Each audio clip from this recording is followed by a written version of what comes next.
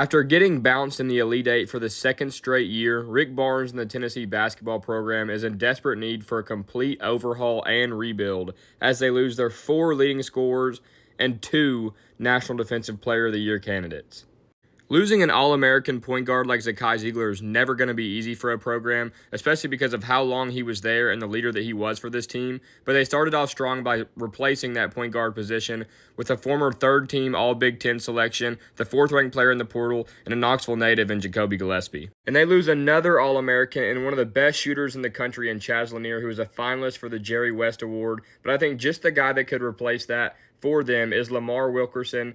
The guard out of Sam Houston stands at 6'5", averaged over 20 points a game this year for Sam Houston, and hit north of 100 threes this year.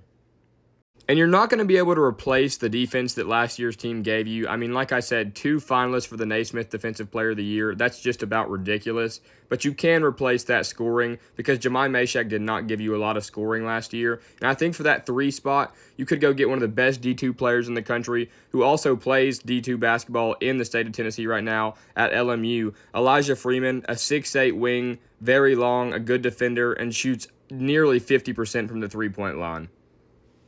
I mean, he is one of the best spot-up shooters in the portal right now. One major thing that Tennessee has lacked in recent years, really since Grant Williams was at the school, is a consistent post scorer, a guy that they can just lean on when their shooters are having an off night. They thought Igor Milicic Jr. was going to be that for them this year, and he was just so inconsistent down the stretch. But I really think someone that could fill that role for them is Alvaro Figueres. The power forward out of Robert Morris stands at 6'9", averaged 14 points a game and 9 rebounds for the team this year. He can also stretch the floor and switch on defense, which Rick Barnes loves to see. And I think that Vols will really pursue him in this transfer portal.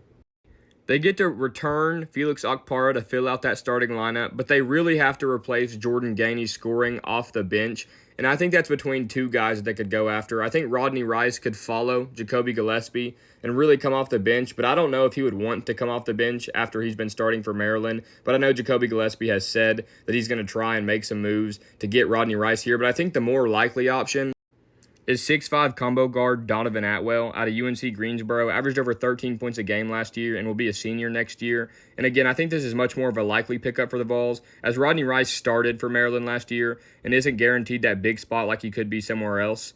And obviously, Tennessee is a huge upgrade over UNC Greensboro, and I think Atwell would be more than happy to be a big piece off the bench for Rick Barnes and this team next year. Can score on all 3 levels. And you return Cade Phillips and get J.P. Estrella back from injury next year. You got to hope that Bishop Boswell shows some signs of progression, as he just did not look ready to play in that offense